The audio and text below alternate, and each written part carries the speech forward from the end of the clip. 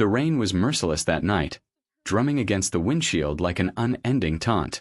Elara Hayes had one hand on the steering wheel, the other gripping a crumpled envelope that held her last hope. Her gas tank was empty, her stomach emptier, and in the back seat, her 6-year-old daughter slept beneath a worn blanket, dreaming of a world her mother could no longer afford to promise. When she finally stumbled up the marble steps of Ashworth Manor, soaked to the bone, she didn't know if she was walking toward salvation or humiliation. It had been 3 days since Elara had lost her last job. 3 days since the construction company that owed her 6 months' wages filed for bankruptcy, leaving her with nothing but overdue rent notices and a child who kept asking why dinner always looked the same. Ramen. Always ramen. Her mother's old letters had been her last thread of hope. Letters that spoke of a man named Leon Ashworth, a renowned architect who had once shared ideas and friendship with her late mother, Regina. Those letters hinted that Leon owed her a debt, a favor unpaid. But Leon was gone now, buried in the kind of cemetery where the stones were taller than people. His son, Dorian Ashworth, had inherited everything: the empire, the fortune, and the arrogance. Still, debts, especially moral ones, had no expiration date. And Elara had nowhere else to go. When she pressed the intercom button at the iron gate, her voice trembled. "I'm here to see Mr. Ashworth. It's important." The guard's reply was immediate, cold. "Mr. Ashworth doesn't take unscheduled visitors." Elara tightened her jaw. "Then tell him Elara Hayes is here. My mother was Regina Hayes. She helped his father. He'll understand." There was silence. Then, with a metallic click, the gate began to open. Her heart hammered against her ribs as she stepped inside, water squelching in her shoes. She could almost hear her mother's voice echoing through the storm. Sometimes the hardest doors to knock on are the ones that lead you home. Inside the mansion, marble floors gleamed under soft golden light. A chandelier hung like a frozen constellation above her. Everything was silent except the rain and the hum of her nerves. And then he appeared. Dorian Ashworth. He was taller than she expected, his dark hair slicked back, his shirt sleeves rolled to his forearms as though he'd been working even at this ungodly hour.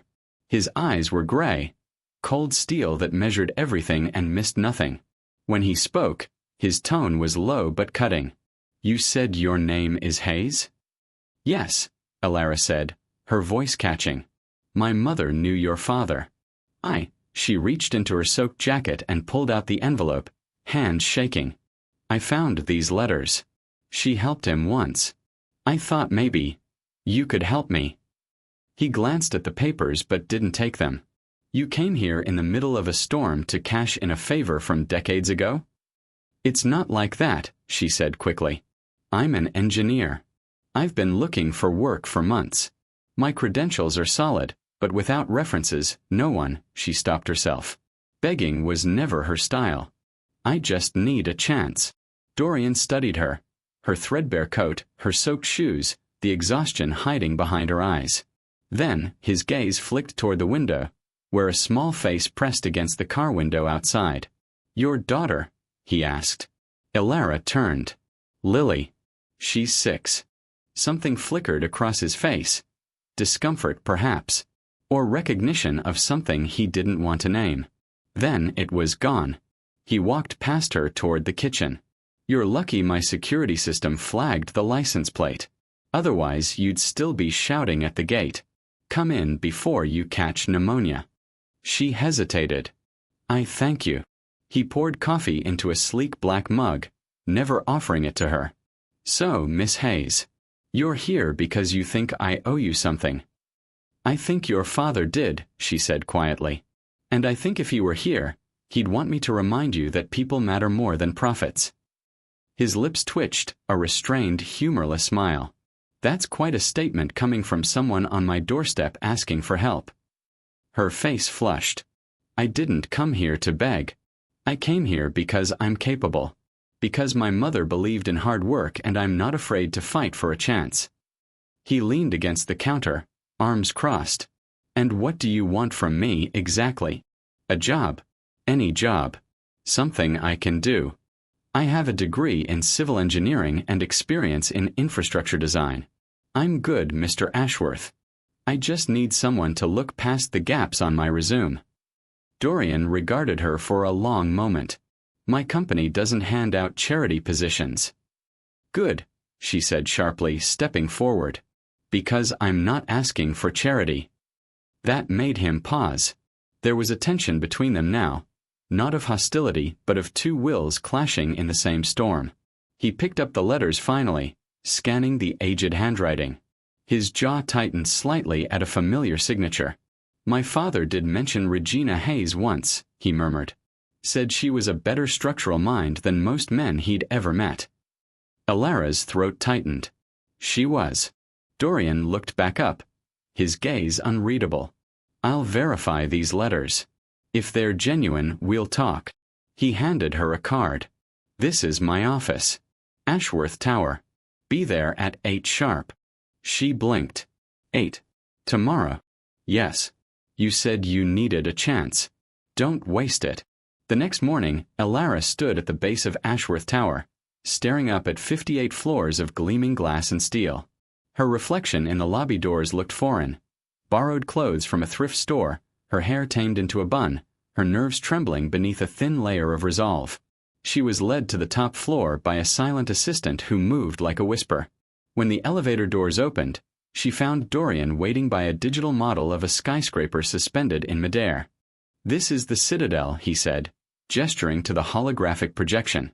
A 70-story mixed-use structure set to redefine downtown architecture. But there's a problem with the cantilever system. It's failing stress simulations. Alara's eyes flicked to the model. Because of the uneven load distribution at the southern joint, the tension braces are misaligned by half a degree. Dorian raised a brow. You saw that in 10 seconds. 8, she said without thinking. A corner of his mouth twitched, the ghost of a smile. Sit down, Ms. Hayes. Let's see if your mind is as sharp as your mouth. For the next hour, the room filled with blueprints, equations, and relentless focus. Dorian's questions were precise, his tone demanding, his expectations impossibly high. But Alara matched him, line for line, calculation for calculation. When she finished presenting her revised model, there was silence. Then he said, You're hired. She blinked. What? You wanted a chance. You have it. Effective immediately. You'll lead the Citadel Structural Review Team. Her voice faltered. But He cut her off. You're competent. That's all I care about. I'll have HR contact you. You'll move into company housing tonight. Your daughter's education. Handled. Don't make me regret it. And just like that, her life changed. By nightfall, she and Lily were in a sleek apartment overlooking the city, refrigerator stocked, rent paid, future uncertain but suddenly possible. When Lily tugged on her sleeve and asked, Mommy, are we safe now? Alara could only smile, tears stinging her eyes. Yes, baby. I think. We finally are. Outside, the city glowed with distant lightning, an omen or maybe a promise. Because for the first time in years, Alara Hayes wasn't running from the storm. She was standing inside it, learning to command the thunder. The next morning, the world outside Alara's window glittered with an unfamiliar kind of light, possibility. Ashworth Tower stood like a steel cathedral, dwarfing the rest of the skyline, a monument to Dorian Ashworth's impossible ambition. From her new apartment, she could see it, gleaming, defiant, unapologetic. Just like the man himself. She rose quietly, careful not to wake Lily, and stood by the glass wall that overlooked the city. Somewhere down below, buses hissed, vendors shouted, and the city began its daily rush. For years, she'd watched the world from below.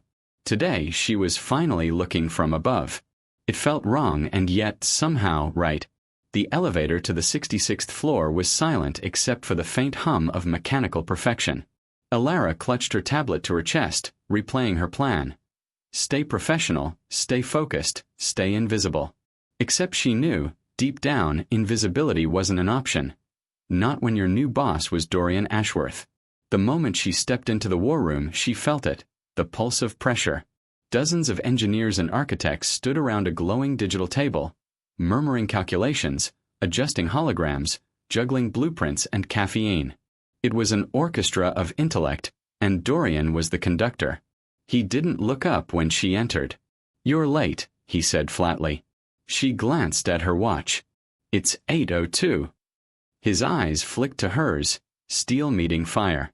"Then it's 2 minutes of productivity lost. Don't let it happen again." The man didn't even blink. "Understood," she said, fighting the urge to roll her eyes. He gestured toward the table. "You're leading the structural review. You'll have 6 junior engineers under you. The Citadel's load analysis must be recalculated by Friday." "That's 3 days," she said, brows furrowing. "Exactly," he replied. "You said you wanted a chance. Consider this your initiation." One of the senior engineers, a man with salt and pepper hair, chuckled. "Good luck surviving the Ashworth timeline." "Most don't." Dorian ignored the comment. "This building is a living thing," he said, pointing at the holographic model. "And right now it's sick. Ms. Hayes, you'll diagnose it, treat it, and bring it back stronger. Don't waste my time with half measures." For a moment, she just stared at him. This impossible man, standing like some kind of capitalist deity amid his empire of glass and arrogance. Then she nodded. Challenge accepted. He turned back to his screen, but she caught the faintest flicker at the corner of his mouth. Amusement, maybe. Or respect. By noon, Elara was deep in calculations, her tablet covered in scribbled stress analysis, load paths, and ratio curves. Her head throbbed, but her pulse hummed with the thrill of it. She had missed this, the rhythm of problem-solving, the fierce satisfaction of engineering something indestructible. Still, one thing was clear. Dorian Ashworth didn't delegate. He monitored. Every file she updated, he reviewed within minutes. Every diagram she corrected, he annotated with cold precision. It was suffocating.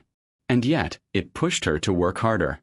At 2 p.m., a shadow fell across her desk. She looked up to see him standing there, holding out a sleek white cup. "Drink this," he said simply. She eyed it suspiciously. "What is it?" "A triple-shot, low-acid Ethiopian blend," he said without missing a beat. "You look like you're running on fumes and stubbornness." She hesitated. "And what's your angle, Mr. Ashworth?" "Efficiency," he said dryly. "I can't afford for my lead engineer to pass out mid-calculation. Consider it fuel." Elara took the cup, raising an eyebrow. "So, caffeine as a business investment." He tilted his head slightly. "Everything is an investment." She sipped the coffee. It was strong, almost offensively perfect. "I'd say thank you, but that might ruin your image as a corporate tyrant." He smirked. "Your gratitude is unnecessary. Just meet the deadline." Hours later, when the last of the team had filtered out and the room was silent except for the hum of servers, Dorian approached her desk again. "You're still here," he observed. "I could say the same to you," she replied without looking up. He stepped closer. "Do you always work past midnight?" "Only when my boss terrifies me into excellence." He chuckled softly, an unexpected genuine sound that caught her off guard. "Then I'm doing my job." She looked up at him finally, her eyes tired but steady. "Why me, Mr. Ashworth? You could have hired anyone. Why take a risk on someone who showed up at your door in the rain?" For the first time, he hesitated. "Because you did show up," he said quietly. "Most people would have quit long before they reached my gate. I don't hire resumes, Ms. Hayes. I hire persistence." She blinked, caught off balance by the honesty in his tone. He cleared his throat, as if annoyed at himself for saying too much. "Also, you were right about the southern joint. My top engineers missed it. That kind of insight is rare." Elara allowed herself a small, proud smile. "I'll try not to let it go to my head." "Please don't," he said dryly. "One egomaniac in this building is quite enough." She laughed, a soft, tired laugh that surprised them both. For a moment, something unspoken passed between them. Not romance, not yet, but recognition. Two minds cut from the same steel, shaped by different storms. Then, as always, he broke it. "Get some sleep, Hayes." The citadel won't fix itself. Neither will you, she murmured as he turned to leave. He stopped, glanced over his shoulder, but said nothing. By Friday, the recalculations were done. The cantilever problem, solved. The load balance, perfect. The simulation, passed with a flawless score. When Dorian reviewed her work, his silence spoke volumes. Finally, he said, "Your solution requires sacrificing the executive sky lounge. Do you realize that's 4 floors of premium rent space?" "Yes," she said calmly. "But the current structure can't support the additional load without compromising long-term stability. You'd be paying millions more in maintenance and insurance. The trade-off is necessary."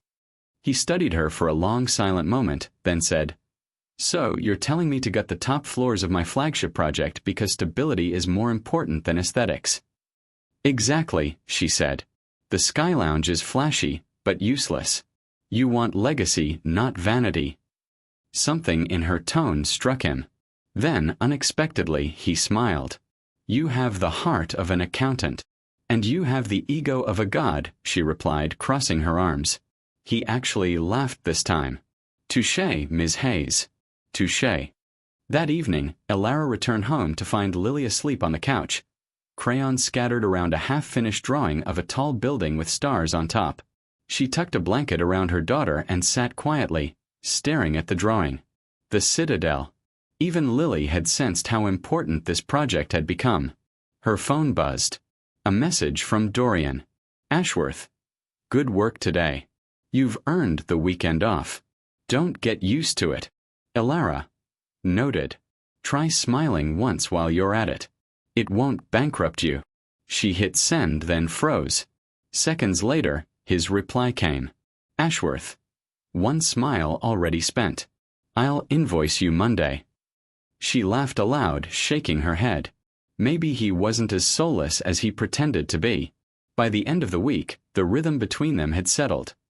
Part friction, part flow. They argued about numbers, challenged each other's logic, and occasionally exchanged jabs that felt almost playful. It was a strange peace, a truce made of tension. But beneath it all, something was shifting. Dorian began noticing things. The way Elara's eyes lit up when she solved a problem. The way she defended her ideas without fear, even when surrounded by men who had twice her experience. The way she never once complained about the long hours or the impossible deadlines. He found himself staying later just to see her mind at work. Sharp, disciplined, alive. And for Elara, the change was quieter, but deeper. She began seeing glimpses of the man behind the marble. Moments of dry humor, fleeting concern, an almost painful loneliness that peeked through the cracks of his perfection. He wasn't cruel. He was guarded. And that realization was dangerous, because it made her wonder what kind of man hid behind that fortress of logic, and whether one day she might be foolish enough to find out. Somewhere between blueprints and late-night arguments, the poor single mom and the billionaire boss stopped being caricatures of each other. They became something far more complicated. 2 people orbiting the same storm. 2 hearts that, perhaps unknowingly, were already learning the same language. One built not on wealth or pity, but respect. And maybe, just maybe, the beginnings of something else. The Citadel project had become a living, breathing thing. Each week, new challenges rose from the blueprints like ghosts demanding to be tamed.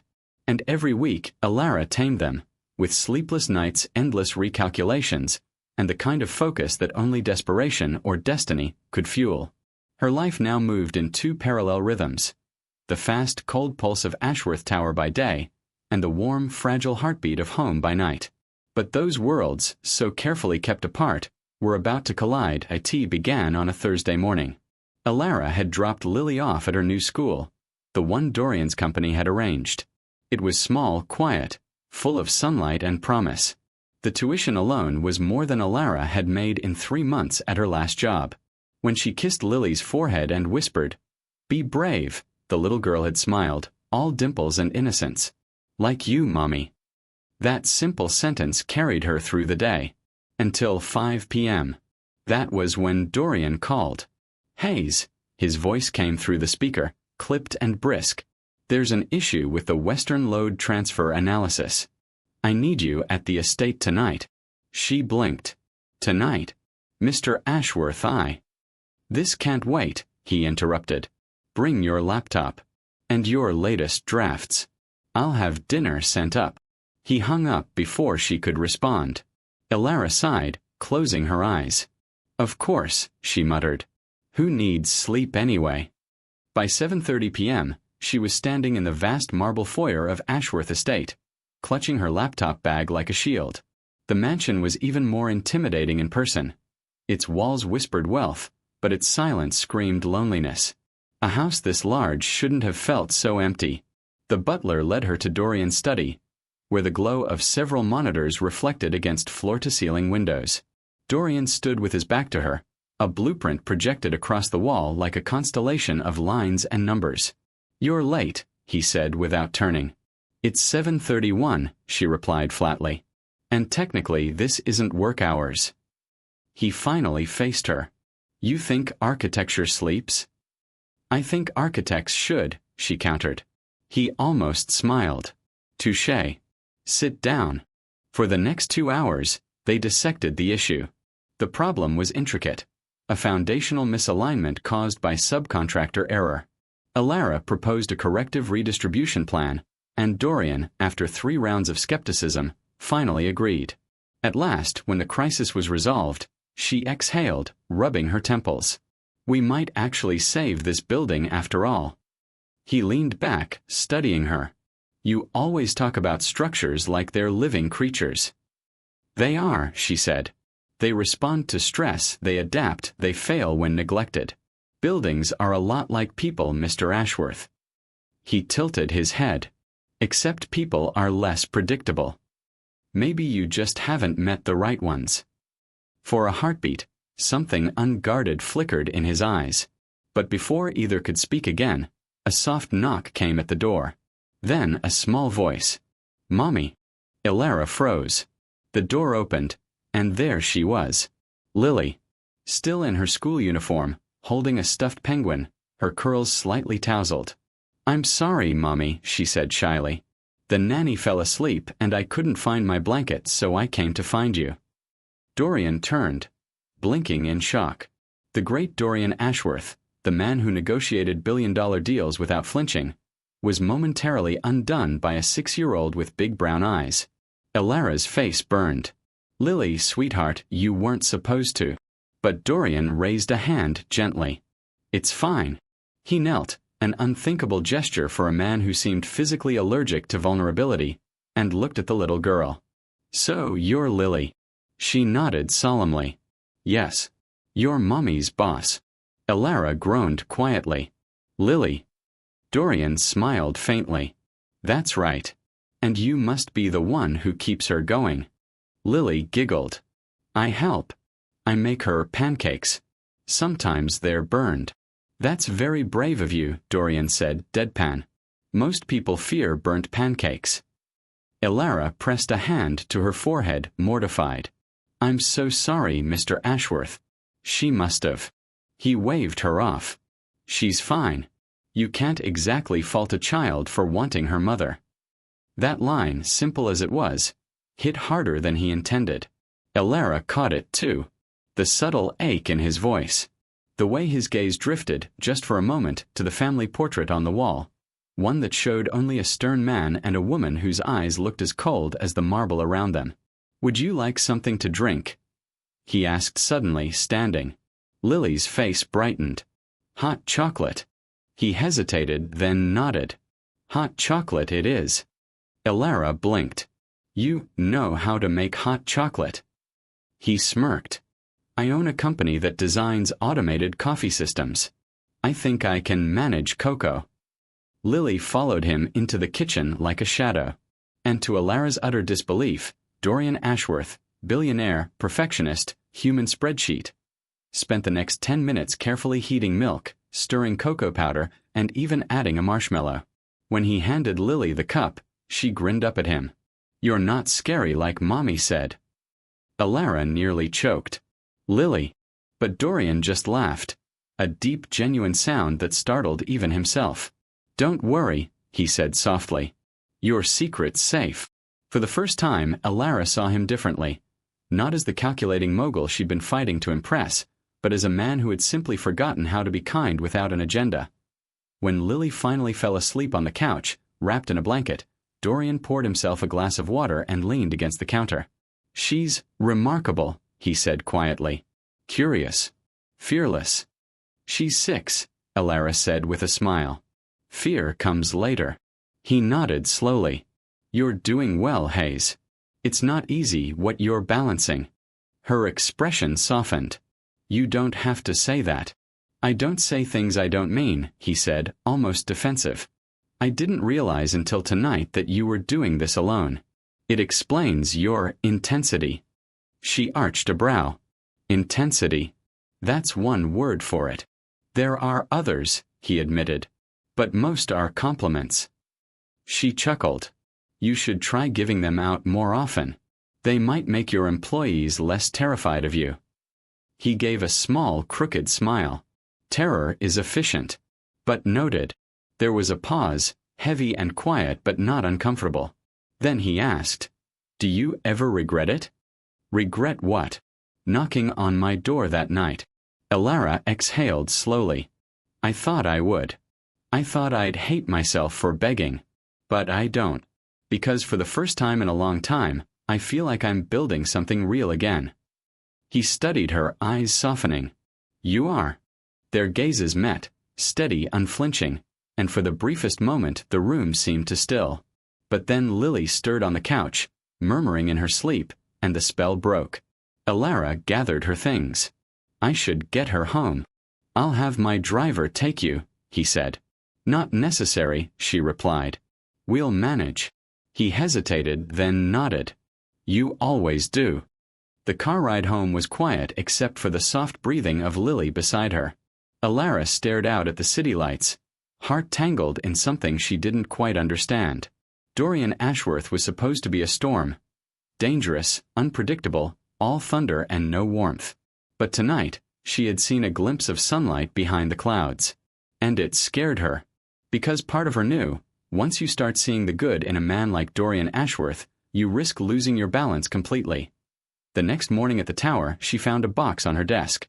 Inside was a small, hand-drawn picture, clearly Lily's, now perfectly framed.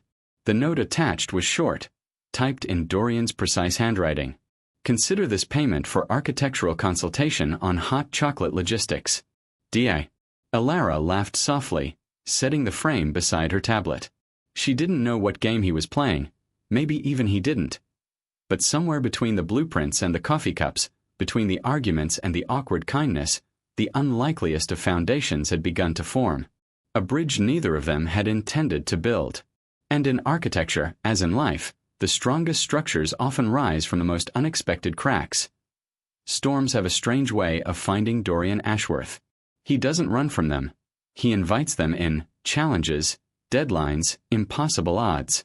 Chaos is his native element. But this time, the storm wasn't in the boardroom. It was in him. The next week began with headlines.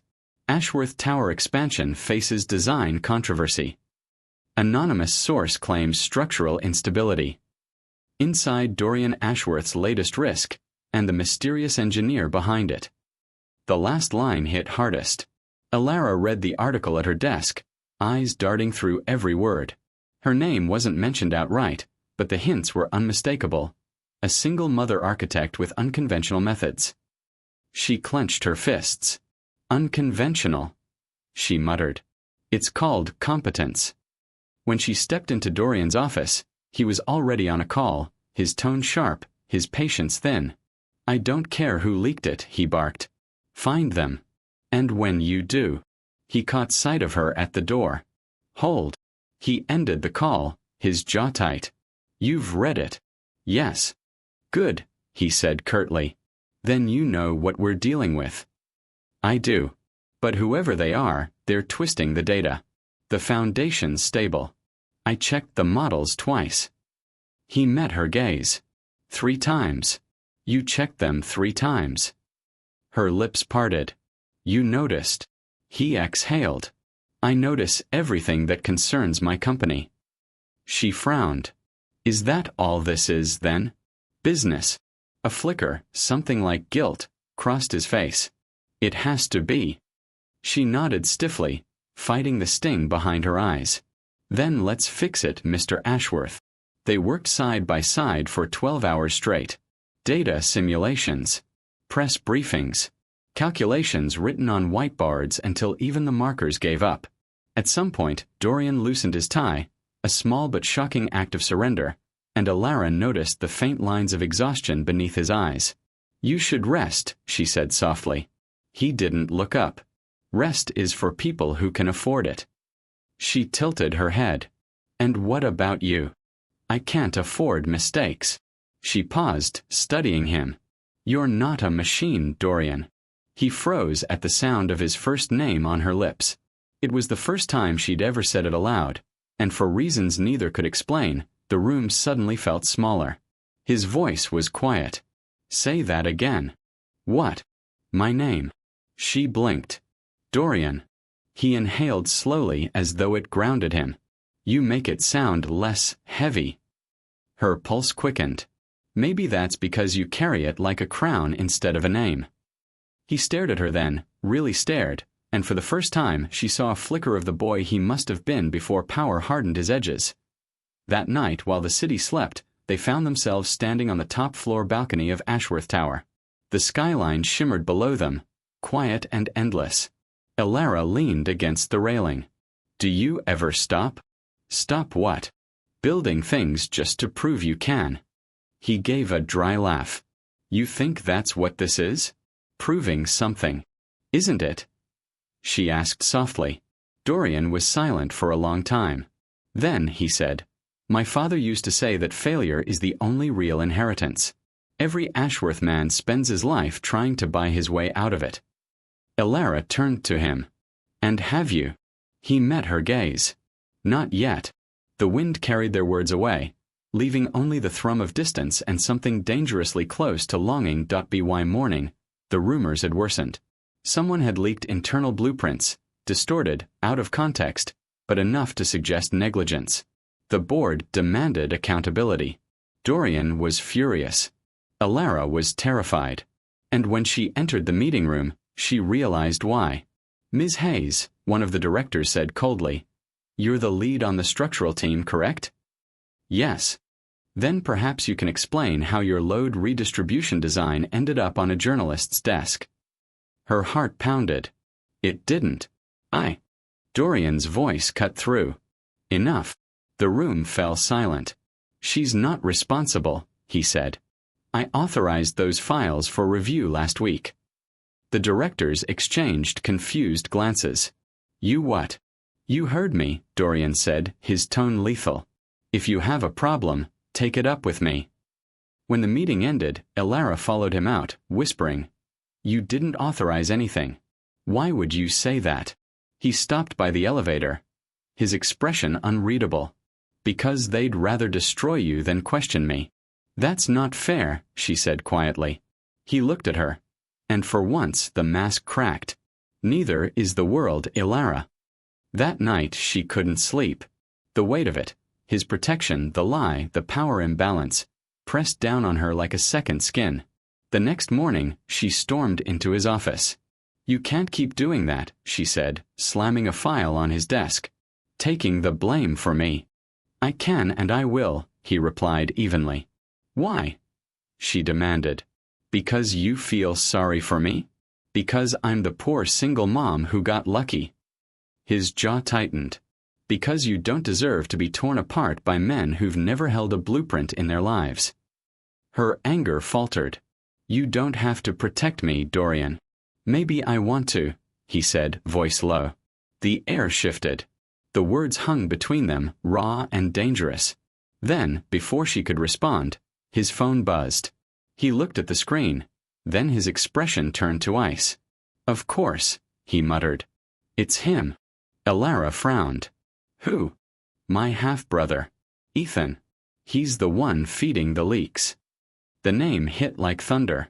Ethan Ashworth, the charming face of their rival company, the golden heir with a silver tongue.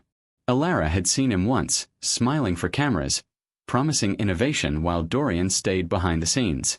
Dorian's voice was cold. He's been waiting for this. The chance to prove he's the better son. So what will you do? What I always do, he said. Win. But even as he said it, Elara saw the weariness in his eyes, the exhaustion of a man constantly at war with his own bloodline. And for the first time, she reached out, not as an employee, but as someone who understood loneliness. Dorian, she said quietly, you don't have to fight everyone. He looked down at her hand on his. If I stop fighting, what's left? Maybe peace, she whispered. He almost smiled, a broken, beautiful almost. Later that week, the board scandal finally turned. Thanks to Elara's recalculated models, they disproved every claim. The media called it Ashworth's quiet triumph. But not everyone was celebrating. Ethan Ashworth's company lost millions in investor confidence, and in retaliation, he did what cowards do best. He went personal. A new article appeared. Sources say Dorian Ashworth's latest protege is more than just a colleague. Witnesses report late-night visits and emotional favoritism. Elara's phone wouldn't stop buzzing. She stared at the screen, her chest tightening with humiliation. Her hands shook as she walked into Dorian's office. They're saying I saw it, he interrupted quietly. Then do something, she said, voice breaking. Issue a statement. Deny it. He hesitated. If I do, they'll only dig deeper. So what? You'll let them call me your mistress. His eyes flashed. Don't say that. Why not? She snapped. It's what everyone's thinking. He slammed his hand against the desk, startling her. Because it's not true. The silence that followed was deafening. Then she whispered. Isn't it? His voice softened. It could be. But not like this. Her breath caught. You don't mean that. He stepped closer, stopping just shy of her. I mean that. I see you, Elara. All of you. The woman who rebuilt my tower, my company, my sanity, and never once asked for anything in return. Her throat tightened. And if I did, then I'd give it, he said simply. All of it. But before she could answer, the door opened, and a voice cut through the charged air. Am I interrupting? It was Ethan. Smiling, smug, and every bit as poisonous as Dorian had described. Dorian's expression turned to steel. Get out. Ethan chuckled. So it's true then. The genius engineer and the Ice King. Quite the fairy tale. Elara felt her cheeks burn. You're disgusting. He smirked. Careful, sweetheart. The higher you climb, the further you fall. Dorian moved fast. Too fast. In one motion, he grabbed his brother by the collar. His voice low and lethal. Say another word about her, and I'll make sure you never set foot in this city again. Ethan laughed, even as Dorian released him. There's the temper I remember. Father would be proud. He left without another word, leaving silence and ruin in his wake. Elara stood frozen, heart pounding. What have you done? What I had to, Dorian said. You just proved his story right. She whispered. Everyone will think we. His voice cut through the panic, raw and quiet. Let them think what they want. She stared at him, torn between fury and something far more dangerous. Dorian, this could destroy us. He stepped closer. Or it could finally set us free. That night, the city slept while Ashworth Tower stood lit like a lighthouse against the storm. Inside, two people sat on opposite sides of the same truth, a truth that neither of them could deny much longer. Because sometimes, the line between protection and love isn't crossed in words. It's crossed in silence, in the space between one heartbeat and the next. And for Dorian and Elara, that space was getting smaller every day. The news broke before sunrise. By the time Elara woke up, the headlines had already devoured her name. Mystery engineer behind Ashworth Tower. Billionaire's secret flame? Single mom or secret mistress. The woman living in Ashworth's private residence. The photos weren't kind. Grainy shots of her walking into Ashworth Tower. Her daughter's face blurred but recognizable by her pink backpack. Her hands trembled as she scrolled. She hadn't realized how public her life had become until she saw it through a stranger's lens. Lily's school was listed by name. Her heart dropped. Within minutes, she was on the phone. "Hello, this is Elara Hayes. Please tell me my daughter hasn't." The receptionist's voice was calm but hesitant. "Ms. Hayes, the school has already increased security. Mr. Ashworth called us this morning. Lily's safe." Elara sank to her knees. "He what?" "He said you'd call. He wanted me to tell you personally." When she reached Ashworth Tower that morning, she didn't even bother with the elevator etiquette.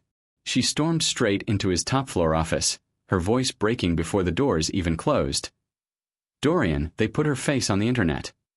He looked up from his desk, the first time she'd seen genuine alarm in his eyes. "I know. You know," she snapped. "Then why am I reading it online instead of hearing from you?" "Because I've been dealing with it since 4 a.m., he said, standing. "The PR team's burying the story. My lawyers have filed a privacy injunction. I've had security assigned to her school." She froze. "You did all that?" He nodded once. "Before you even woke up." Her anger faltered, replaced by something more complicated. Gratitude, confusion, fear. She sank into a chair.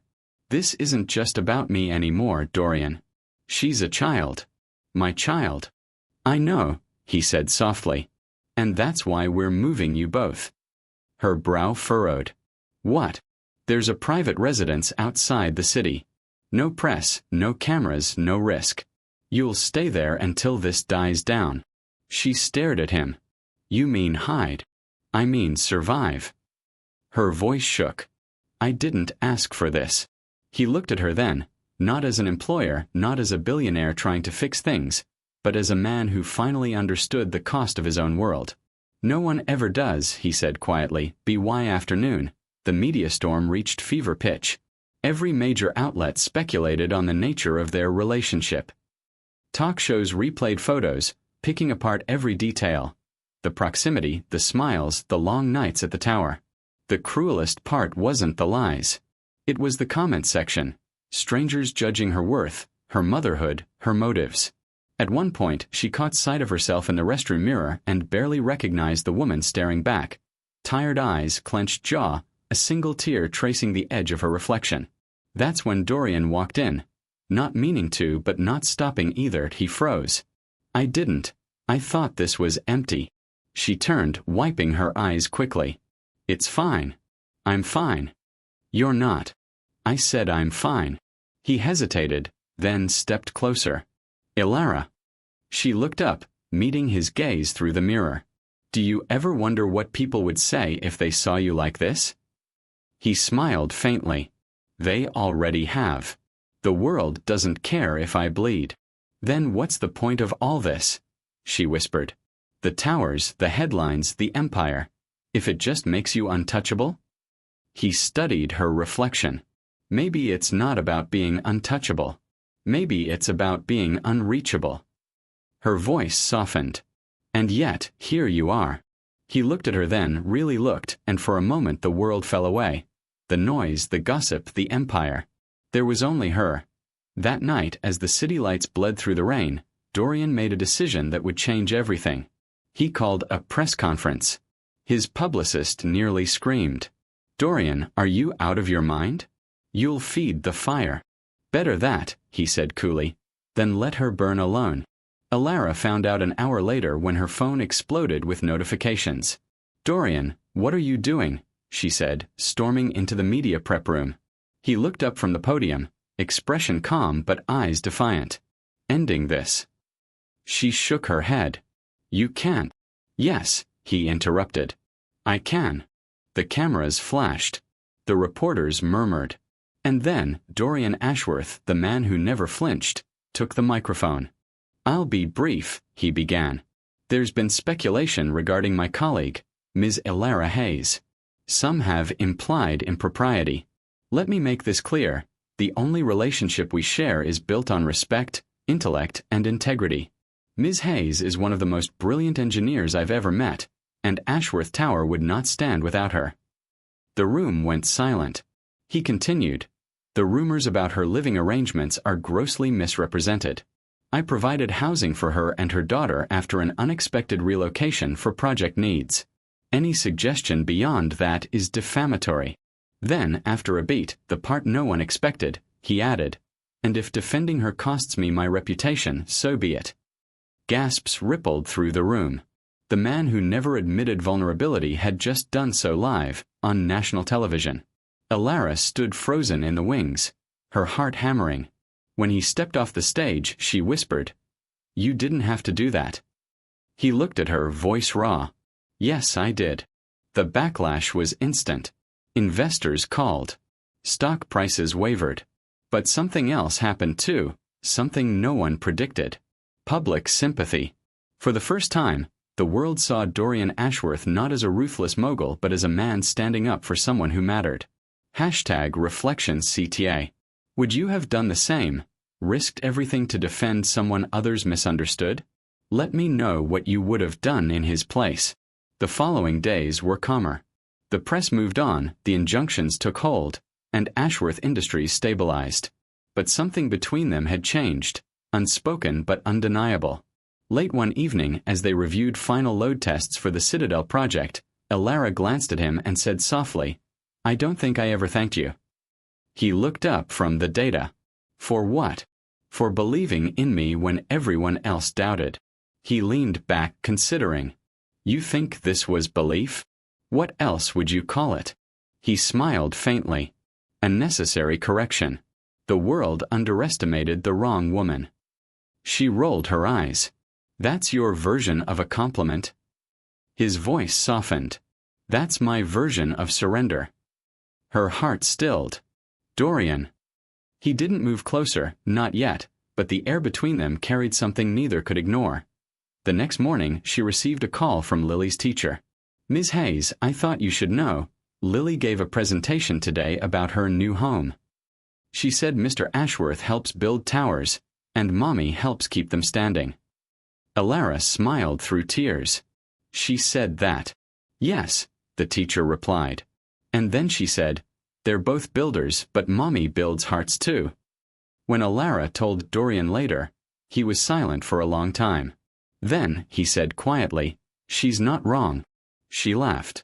"You mean about the towers?" He shook his head. "About the hearts." For a brief, fleeting week, things were good. The Citadel design entered final testing. The press forgot their names. The world turned quietly. Until one evening, when Dorian's assistant burst into his office, pale and shaking. "Sir, the Citadel's main suspension model just failed the stress test. The core algorithm's been corrupted." Elara's stomach dropped. "That's impossible. I triple-checked the inputs." The assistant swallowed. It was deliberate. Someone accessed the system remotely. It's sabotage. Dorian's eyes went cold. "Ethan." The name hung in the air like poison. He turned to Elara. "If the design leak traces back to him, this isn't about rivalry anymore. It's war." Her voice trembled. "Then what happens now?" He looked at her, that same burning certainty in his eyes. "Now," he said, "we rebuild. Again." But deep down, Elara knew this time was different. This wasn't just about steel and glass anymore. It was about trust. About the thin, dangerous thread that connected them, and how easily it could snap. The billionaire had saved her. The engineer had steadied him. But the storm that bound them together was far from over. And this time, it was coming for everything they'd built. The next morning, Ashworth Tower felt different. Even the hum of the elevators sounded ominous, as if the building itself was holding its breath. Elara entered the office, coffee in hand, and froze. The room was empty, a rare occurrence in a company that thrived on chaos. Then she heard it, the low, controlled voice of Dorian Ashworth, speaking into a secure line. "Yes, Ethan. You've made your point. But this will cost more than you realize." Elara's stomach nodded. She knew that voice. She had never heard him sound so restrained, so deadly. She stepped closer. "Dorian." He glanced at her over the top of the monitor, eyes narrowing. "Ethan just upgraded his attacks." Her pulse quickened. What does that mean? He exhaled slowly. It means every model we've tested for the Citadel compromised. Every calculation you submitted, every algorithm I approved. Someone changed the inputs. The entire structure could fail under load tests tomorrow. Her hand shook. How is that possible? I triple-checked everything. He stepped closer, placing a steadying hand on her shoulder. I know. And that's why I trust you. But trust won't fix this alone. We need strategy, speed, and absolute focus. By noon, the first emergency meeting convened. Every department head, every engineer, every IT specialist crowded into the glass-walled war room. Dorian stood at the head of the table, silent for a moment, his gaze sweeping across the room. The Citadel project is under active sabotage. Someone is manipulating our systems remotely. We have identified the likely source, Ethan Ashworth, and he's targeting our lead engineer. Whispers filled the room. A few people glanced at Alara with a mix of awe and fear. You mean me? She asked, voice barely above a whisper. He nodded.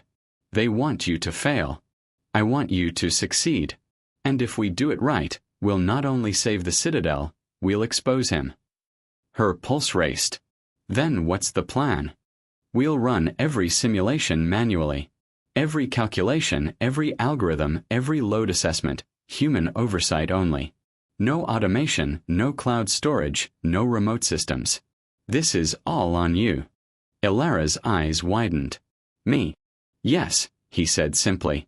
You've already proven you can outthink every engineer I've ever hired. Now you have to do it under fire. The next 48 hours were a blur of caffeine, stress, and relentless work. Alara barely slept. Lily's pink backpack sat on a chair in her apartment, a small reminder of what she was fighting for. She called her daughter twice a day, barely able to hold the phone steady as Lily chatted about math homework and playground games. Dorian was constant. Not intrusive, not overbearing, just there. He hovered near her workstations, offering advice, questioning calculations, and occasionally, quietly, reminding her to eat. I'm fine, she snapped once, refusing a protein bar he offered. You're not, he said flatly. And you won't be until we survive this. Their eyes met, and for a fleeting second, the world outside disappeared. But reality returned with a harsh buzz. Another system alert. The cantilever simulation failed again, one engineer reported. Alara slammed her hand on the table. Impossible. Every input matches the originals. Dorian leaned over, eyes scanning the lines of code. Someone's altering variables we can't track, in real time. Ethan's playing a game of shadows. She exhaled sharply, frustration and fear battling inside her. Then what do we do? Then we fight, he said simply. By day 3, the media had caught wind of the Citadel's instability. Reports were vague, anonymous, but enough to send whispers through investor circles. Ashworth Industries' stock dipped, not disastrously, but enough to trigger concern. Alara noticed it immediately. This is spiraling, she said, pacing the office. If this continues, it won't just be the Citadel at risk, it's your entire company. Dorian's jaw tightened. I know. Then let me handle it, she said, suddenly determined. I can track the sabotage pattern, predict the next variables. I can fix this before it gets worse. He studied her, eyes dark with admiration and something more complex. You're not just brave, he said softly. You're reckless. And you're the only one I trust to back me up, she countered. He nodded once, sharply. Then we moved together. The night before the final simulation test, Alara stayed in the lab. The room was silent except for the quiet hum of machinery and the occasional clack of her keyboard. Dorian appeared behind her. You should rest, he said, voice low. I can't, she replied, not turning. If we fail tomorrow, it's not just me, it's the whole Citadel. I won't forgive myself. He leaned against the desk, arms crossed. And if you succeed. She paused, thinking of the girl waiting for her, the tower standing tall above the city, and the man who had refused to let her fight alone. Then we win. He smiled faintly. And if we don't? Then we keep fighting, she said. He nodded slowly, as if sealing a promise. The following morning, the final test began. Every variable, every load simulation, every stress calculation, manually entered, triple-checked, monitored. Elara's hands shook as the final command executed.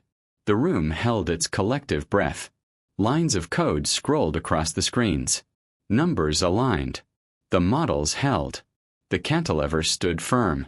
A collective sigh echoed through the war room. Dorian stepped forward, looking at her with an intensity that made her pulse race. You did it. She exhaled, relief washing over her. We did it. He shook his head, smiling faintly. You did more than anyone else could. I underestimated you. Her cheeks flushed. You've said that before. This time I mean it, he said, voice low. In every way that matters. Later that day, after the media storm had passed and Ethan's sabotage was traced and exposed, Dorian and Elara sat in the balcony office, overlooking the city. You could have exposed yourself, she said quietly, by defending me publicly, by working through the sabotage. He shrugged. I didn't have to. I wanted to. You've earned more than protection, Elara. You've earned respect, and more than that, trust. She looked at him, the weight of their shared battles pressing against the space between them. Trust isn't easy for you, is it? He shook his head. No, but neither is losing someone who's proven herself indispensable. To me, not just to the company. Her heart caught. You're saying. He stepped closer, voice low and steady. I'm saying I trust you, Elara. All of you. And I always will. Tears welled in her eyes. Not from relief. Not from fear. But from the raw, unspoken acknowledgement of something deeper. A connection forged through fire and shadow. For the first time, she didn't feel like a single mom fighting an impossible world. She felt like an equal partner. A builder, a protector, a force. And Dorian, for the first time in decades, didn't feel like a lonely billionaire at war with everyone. He felt like someone who had finally found someone worth risking everything for. That evening, as they walked Lily home under a quiet drizzle, the city's chaos seemed distant. She's tired, Elara said, looking down at her daughter. I know, Dorian said. And so are we. Elara glanced at him, her heart heavy but full. We survived this, didn't we? He smiled faintly. Yes. But this is only the beginning. She laughed softly. You say that like we'll need another near catastrophe. Maybe, he said, voice teasing. Or maybe just the next big challenge in life. Lily tugged at her mother's hand. Mommy, can we have ice cream? Elara laughed, a sound pure and bright. Of course, baby girl. Dorian watched them, the two women who had changed everything in his life, and felt something he hadn't in years. Hope. Hope that even amidst betrayal, scandal, and danger, they could still build something unbreakable. And for the first time, he allowed himself to believe that maybe, just maybe, love could be part of that structure too. The city had a way of making people feel small. Skyscrapers clawed at clouds, sirens sang like distant predators, and beneath it all, the river ran cold and relentless. Elara stared out of the window in her new apartment, Lily asleep in the next room. She should have felt relief, after the Citadel crisis, after the sabotage, after the media storm. But something gnawed at her, a whisper in the back of her mind she couldn't shake. This isn't over. The first sign came subtly. A brown envelope slipped under her apartment door. No return address. No markings except her name. Her hands trembled as she tore it open. Inside was a single photo. Lily playing in the park earlier that week. Nothing else. No note, no explanation. Just the photo. Her blood ran cold. She bolted to the phone, calling Dorian. Dorian, it's, someone has been watching Lily, she said, voice breaking. There was a pause on the other end. Where are you? At home. Someone left a photo. I'm on my way, he said, the calm in his voice masking the storm underneath. Stay put. Lock every door. Don't answer anything. By the time Dorian arrived, the sun had dipped below the horizon, casting the apartment in muted shadows. He didn't ask questions. He didn't comment. He simply scanned every corner, every hallway, every window. "Security breach," he said flatly, almost to himself. "This isn't a random stalker. This is professional." Alara's stomach nodded. "Professional? You mean Ethan?" He shook his head.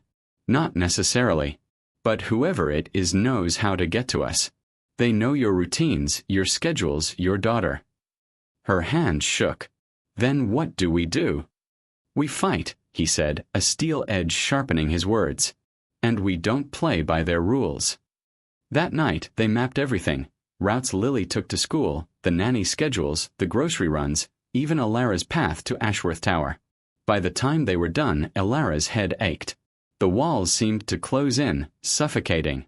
She looked at Dorian, who had remained stone still, eyes scanning blueprints on a tablet, calculating, strategizing.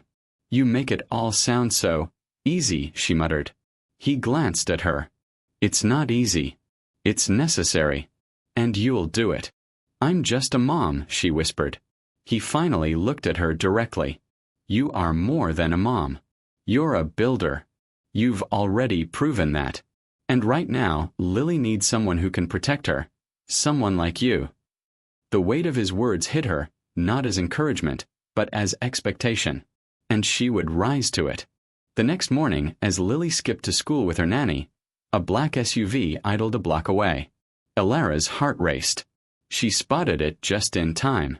"Stop," she whispered to the nanny. "Wait." The SUV moved slowly, keeping its distance. She knew then, someone was testing them. She called Dorian. "It's happening again. They're watching." He instructed her to keep Lily safe but calm. Then he came in person, driving faster than any city traffic should allow, eyes sharp behind the windshield. "You're not alone," he said when he arrived, voice low. "And they'll find out just how much that matters." Over the next few days, the surveillance escalated. Unmarked vans near Lily's school. Strange men at the grocery store. Emails with malicious attachments aimed at the Citadel project. Alara worked tirelessly to keep both her daughter and her career intact. And through it all, Dorian never left her side. He was a constant, a rock. And in the quiet moments, when the city hummed and the lights reflected on steel and glass, their conversations deepened beyond business. One evening, after a particularly tense day tracking a possible threat, Dorian said quietly, "You're holding too much in." She looked at him, incredulous. "I have to. For her." He stepped closer. "No. Not just for her. For yourself. You can't keep fighting like this alone. Let me help. Let me in." She swallowed hard. I don't know if I can." "You've already let me in," he said softly. "The part you didn't think anyone could reach. And now, I want to protect it. Protect you." Her chest tightened. She wanted to believe him, to surrender to the safety his presence offered, but fear lingered like a shadow. What if something happens? What if I fail? "You won't fail," he said firmly. "Not while I'm standing beside you. And I never plan to leave." For the first time in weeks, Alara let herself breathe. Then the unexpected strike came. Lily's school called in a panic. There had been an attempted break-in.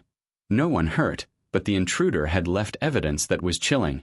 Alara dropped the phone, hands shaking. Dorian was already moving, commanding security, tracing calls, calling contacts. "You're not alone in this," he said as they stood together, surveying the security footage. "Look at me, Alara. You're not alone." The footage showed a figure in dark clothing approaching the school perimeter. The intruder had bypassed several security layers. A professional. Alara's voice was barely audible. "They're getting bolder. They're reckless," Dorian said. "And reckless people make mistakes. We'll find them." But even as he spoke, a shadow of doubt crept in. The same doubt Alara had felt when she first entered his world. Is anyone truly safe when they care about someone else? Over the next 48 hours, Dorian coordinated with law enforcement, private security, and IT experts to create a perimeter around Lily's school and their apartment. Alara watched him work, the man who seemed untouchable, brilliant, and cold. now fully human, full of fear, rage, and determination. And she realized something. She had never seen him fight like this for anyone else. It changed something between them. The tension of proximity, the teasing, the quiet exchanges of respect, it transformed into something deeper, unspoken but undeniably real. Late one night, after confirming Lily's safety for the evening, Dorian and Alara sat in the apartment living room. Rain tapped the windows. The city was a distant hum. "Alara," he said quietly, voice almost breaking the silence. "Do you realize what you've done?" She frowned. "What do you mean?" "You've made me care. In a way, I haven't cared in decades. And now there's no turning back." She swallowed hard, emotions swirling. I never asked you to." "I know," he said, a faint smile tugging at his lips. "But that doesn't change the fact. I've been protecting more than the Citadel, more than the company, more than my reputation. I've been protecting the only people who matter to me. You and Lily." Her heart ached. "You don't know how much that means." "I do," he said simply.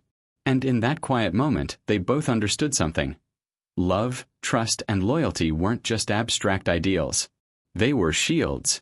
And sometimes, the only thing that could save a person wasn't the steel of a tower, but the steel of someone who refused to let them fall. But even as they allowed themselves that fragile moment of peace, Alara's mind raced. The intruder, the surveillance, Ethan's sabotage, it wasn't over. The city might sleep, but danger was patient. It would return. And when it did, they'd have to face it together. As partners, as protectors, and perhaps as something more. Because in a world that demanded perfection and punished vulnerability, they had found one undeniable truth. The strongest structures weren't made of steel or glass. They were made of trust, courage, and hearts willing to fight for each other. And for the first time, Alara felt certain of one thing. She wasn't just surviving anymore. She was building a life, and maybe, finally, a family that could withstand anything. The morning sunlight had a cold, harsh edge as it sliced through the windows of Ashworth Tower. Alara sat at her desk, hands hovering over the keyboard, eyes distant. Sleep had been impossible. The attempted break-in, the sabotage, the constant threat to Lily, it weighed on her like lead. And now a new shadow loomed. Dorian entered quietly, his expression unreadable. The man who often radiated control and calm now carried something heavier, a weight of memory, of reckoning. "Alara," he began, voice low, "we need to talk." Her stomach tightened. "What is it?" He stepped closer, folding his hands. "It's about my father." Her pulse quickened. "Your father?" "Yes," he said. "The man whose old letters brought you here, whose debts of honor we've discussed. There's more you need to know." Her mind raced. The letters had been a beacon, a bridge that connected her past with his present. She had never imagined that bridge would carry more weight than she realized. Dorian continued. "When I inherited Ashworth Industries, I also inherited complications. Old contracts, unresolved debts, enemies my father made long before I was born. And one of them is back." Her throat went dry. "Who?" He shook his head slowly. "I don't know yet. But someone knows about you, about Lily, about me. And they're using it." Alara's heart sank. "You mean, the sabotage, the intruder, it's tied to your father's past?" He nodded grimly. "Partially. And now it's personal." By noon, they had uncovered evidence that chilled them both. Financial transactions, encrypted emails, even falsified legal documents. All pointing to someone leveraging the Ashworth legacy for revenge. Alara felt a surge of anger. So everything we survived, everything we built, they want to tear it down because of old grudges? Dorian's jaw tightened. Exactly. And they won't stop until they succeed. Her hand shook. "Then what do we do?" "We fight," he said firmly. "But this time, it's not just the Citadel. It's everything we care about. And you," his voice softened almost imperceptibly, "you're at the center of it." She stared at him, realizing the truth in his words. She had never been just a consultant, just a mother, just an employee. She had become the target, the linchpin in a dangerous game. That evening, they met with security consultants and law enforcement in a secure conference room. The screen displayed surveillance footage from the last week. The intruder's movements were calculated, precise. Each step, each approach, each retreat, deliberate. Alara leaned forward, studying the images. "This isn't random," she said, almost to herself. "They know our routines. They know Dorian's patterns, my schedules. Even Lily's." One of the consultants nodded. "Exactly. And whoever it is, they're escalating. The next move could be direct confrontation." Her stomach turned. Direct confrontation? The consultant hesitated. "Yes. You need to prepare for the possibility of an attack. On the tower, on your residence, or on your daughter. And we don't have much time." Alara swallowed hard. The weight of reality settled like ice in her chest. Later that night, in the quiet of Dorian's private office, the two of them stood near the window, overlooking the city lights. The hum of the metropolis was a distant murmur. "Alara," Dorian said, voice soft. "I need to know something. Can you trust me fully?" Her eyes met his, and she saw the vulnerability he rarely showed. "I do," she said, though her heart quivered. "But this is bigger than either of us. I'm scared." He reached out, placing his hand gently over hers. "Good. You should be. Fear is what keeps us alive. But we're not alone anymore. I won't let anything happen to you or Lily." Tears pricked at her eyes. "Promise me." "I promise," he said, voice firm. The next morning, the first real strike came. Lily's school reported an anonymous threat. Someone had called, stating they knew when the child would be picked up. Alara's hands shook as she hung up the phone. Dorian was already on his phone with the security team. "We're relocating Lily immediately. New route, new car, new schedule. No one knows except us." She stared at him, feeling the weight of helplessness and trust collide. "We can't keep running forever." "We won't," he said. "But we have to buy time. Time to expose them, time to protect our family." She nodded, swallowing her fear. Time, right. By mid-afternoon, Lily was safely relocated under tight security. Alara sat in the car, gripping the seat. Dorian sat beside her, eyes scanning the streets, calm but alert. "She doesn't understand," Alara whispered. "She's just a child. How do I explain this?" "You don't," he said softly. "Not yet. She needs to feel safe, not burdened by fear. That's our job."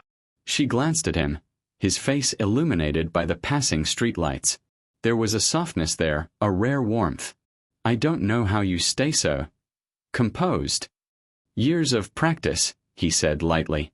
"And knowing what matters most." Her heart constricted. He's risking everything for her, for me.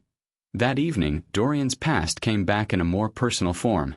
A man in his late 40s appeared at the tower, an old associate of Dorian's father, someone who had once been trusted, now revealed as a traitor. "Alara," Dorian said quietly. "This is him, the one who's been orchestrating the attacks." The man stepped forward, a smirk playing on his lips. "I should have known the Ashworth line would produce someone interesting. But I didn't count on her." Alara's blood ran cold. "Who are you?" "Someone who's owed more than a few debts," he said. "And you're part of the payment." Dorian's hand brushed against hers, a silent reassurance. "Stay close."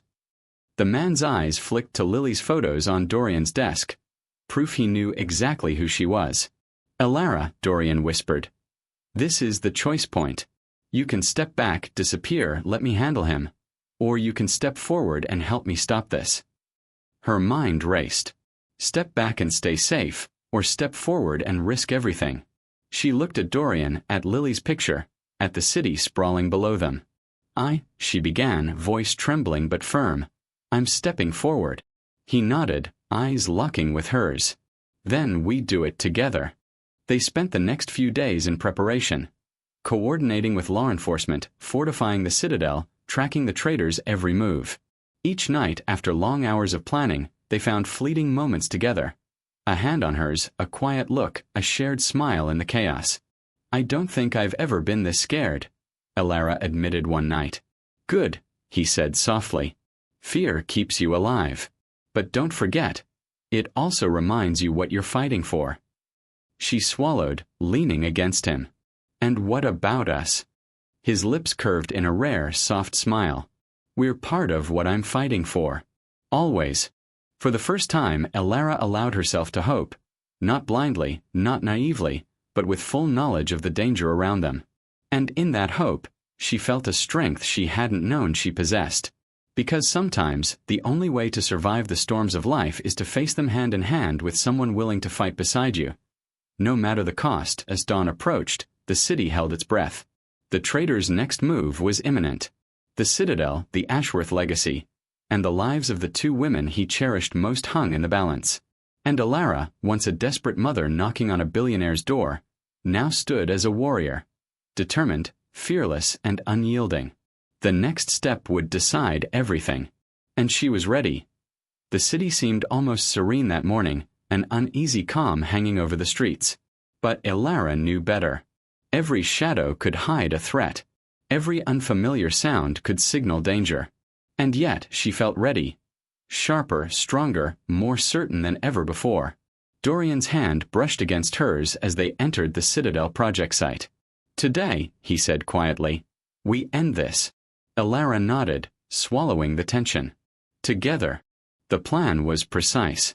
Every angle, every contingency, every potential weakness accounted for. Law enforcement had blocked the perimeter.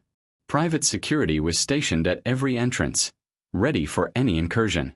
And Elara's calculations for the Citadel's final load tests had been triple-checked, ensuring that no structural sabotage could compromise the building itself. But the final challenge wasn't the structure. It was the traitor. He had made one final play, attempting to manipulate the Citadel's security systems remotely. Elara had anticipated it. With Dorian at her side, she manually rerouted every control, locking down the building in real time. The lights flickered once, then stabilized. The alarms were overridden, but not before flashing red warnings across the monitors. Dorian glanced at her. "You did it." She exhaled, sweat beading at her temples. "We did it." Outside, law enforcement apprehended the traitor.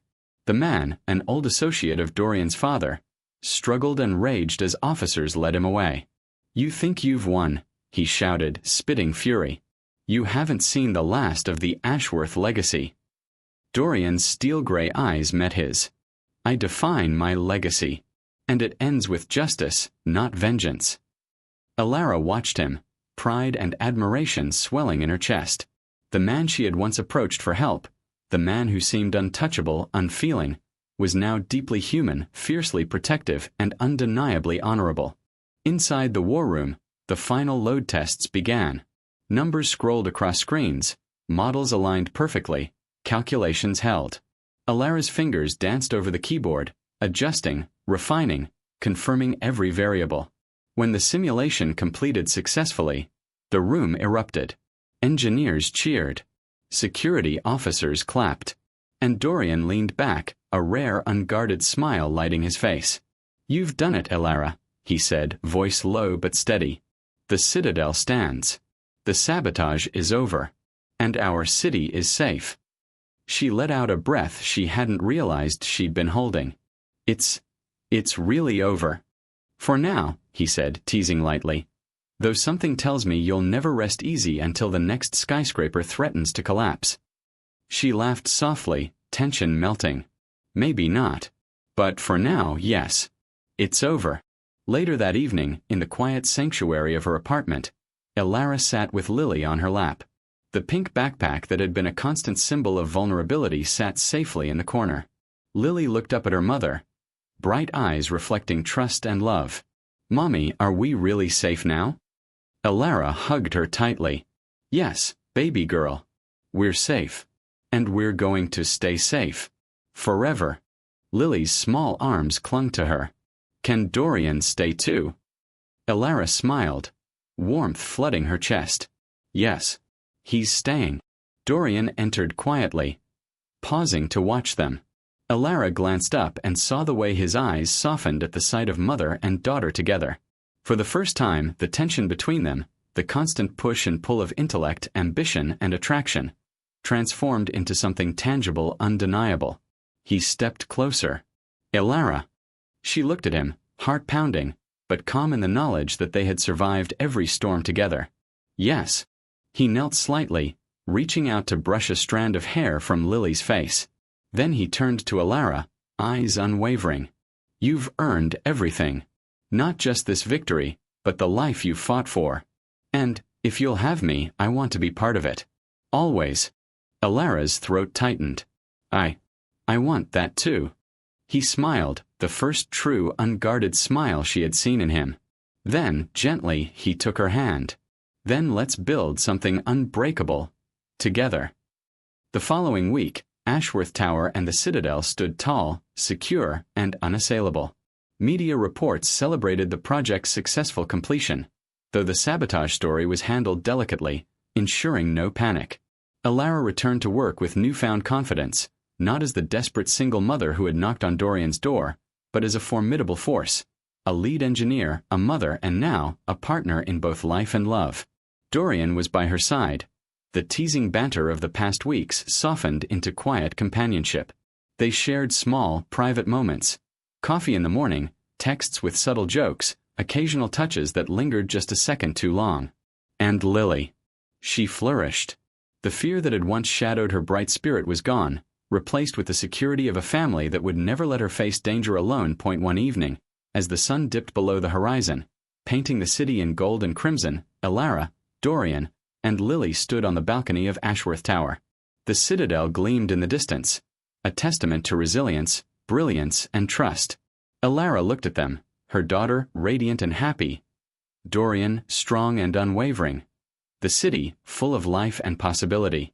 She realized then that the journey from desperation to triumph had not just been about survival.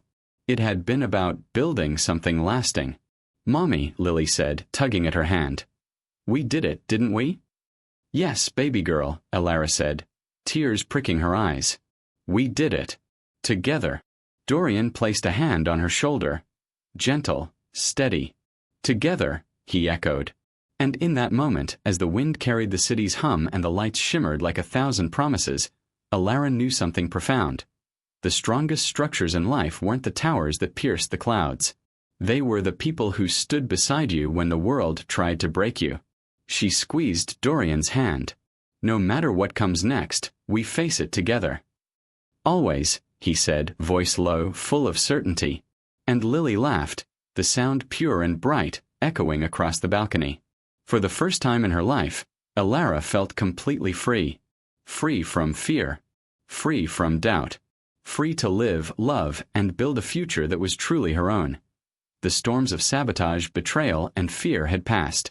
And in their place was something unshakable. Trust, courage, and a family forged through fire. As the city lights twinkled below, Elara looked up at Dorian, and he met her gaze with a rare softness.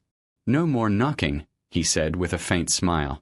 "You've already built everything you deserve." She laughed, leaning into him. "No more knocking. Just building." And with that, they turned toward the future, together, unbreakable and unstoppable.